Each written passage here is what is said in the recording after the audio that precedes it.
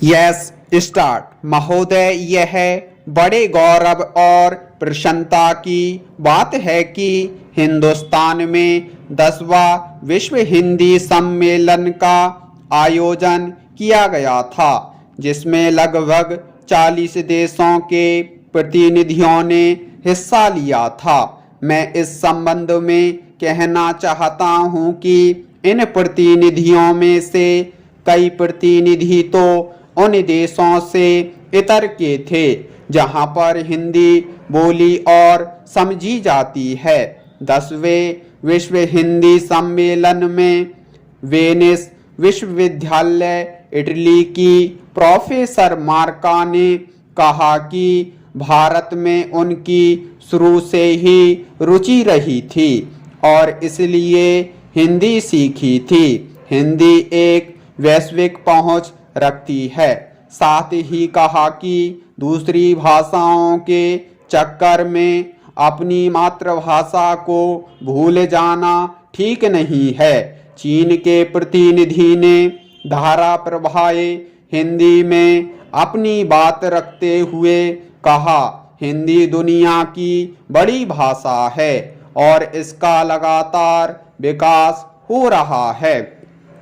इस सम्मेलन में स्वीडन के एक प्रतिनिधि ने कहा था कि हिंदी बहुत समृद्ध भाषा है, लेकिन इसमें अन्य भाषाओं के समृद्ध शब्दों को समाहित करके और समृद्ध बनाना चाहिए।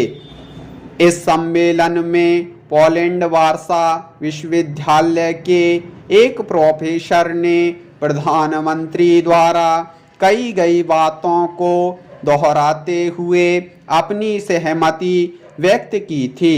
हिंदी भाषा के अंदर दूसरी भाषाओं के उपयोगी शब्दों को समाहित करना चाहिए। एक प्रतिनिधि ने कहा कि मैं महात्मा गांधी के विचारों से प्रेरित होती रही हूँ, इसलिए उनको जानने के लिए उन्होंने हिंदी सीखी।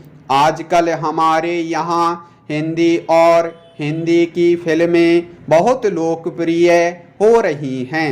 विश्व हिंदी सम्मेलन में विदेश नीति विषय पर एक समानांतर सत्र का आयोजन किया गया था, जिसमें विशेषज्ञों द्वारा जोर देते हुए कहा कि विदेश नीति में इसका अधिक से अधिक प्रयोग किया जाना चाहिए। एक वरिष्ठ पत्रकार ने प्रशंसा करते हुए कहा था कि विदेश मंत्रालय में बीते एक वर्ष से हिंदी का प्रयोग काफ़ी बढ़ रहा है। अब विदेश मंत्रालय में मौलिक हिंदी का लेखन होने लगा है। उन्होंने विदेश मंत्रालय की वेबसाइट पर मौलिक हिंदी लेखन को और बढ़ाने की आवश्यकता जताई और क्षेत्रीय भाषाओं में भी जानकारी उपलब्ध करवाने का सुझाव दिया।